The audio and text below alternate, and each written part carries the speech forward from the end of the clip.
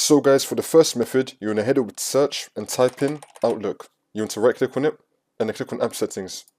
And then once you're on this, you want to scroll down and then click on terminate. Now you want to click on repair. Wait for this to load. See if that works for you. If repair is still not working, then you want to click on reset and then click on reset again. See if that works for you. If that's still not working for the next method, you want to head over to search and type in troubleshoot settings. Click on it. And then once you're on this, you want to click on other troubleshooters. And then once you're on this, you want to find network and internet, click on run. And now this will come up. If it detects anything, it will try to fix it for you. And now for the next method, you want to head over to search and type in check for updates. Click on it. And then once you're on this, you want to click on advanced options.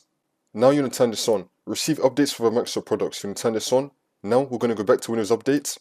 Now you want to click on check for updates. Make sure your computer is fully up to date. See if that works for you. And now for the next method, you want to head over to search and type in CMD. Then you want to run it as administrator. And then click on yes. And then once you're on this, you want to type in ipconfig space / flush DNS. Click on enter. And now you want to type in netsh space winsock space reset and click on enter again. Now you just want to restart your computer and then the problem should be fixed.